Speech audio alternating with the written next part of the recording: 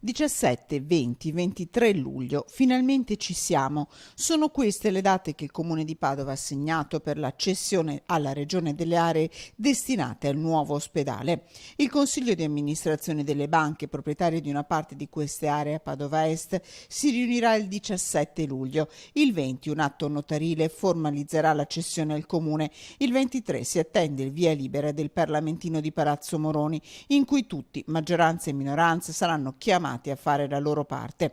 Superato l'impasse che di fatto da dicembre bloccava il progetto, la soluzione sembra vicina. D'altra parte il presidente del Veneto Luca Zaia su questo era stato chiaro e lunedì aveva lanciato il suo ultimatum. Adesso ci siamo, un polo d'eccellenza quello sanitario padovano dove arrivano pazienti da ogni parte d'Italia. Reparto trapianti, fegato, epatobiliari, tutte quelle cose.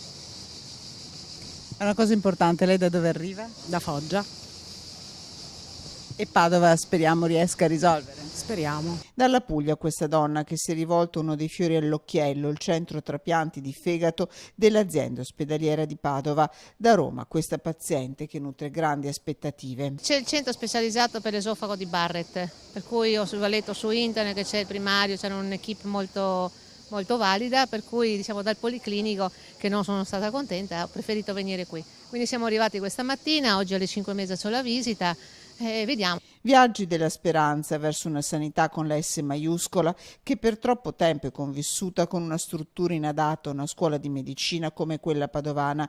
Il regalo di Natale, arrivato con la sottoscrizione del protocollo a Venezia, diventerà il regalo di Ferragosto. I cittadini aspettano.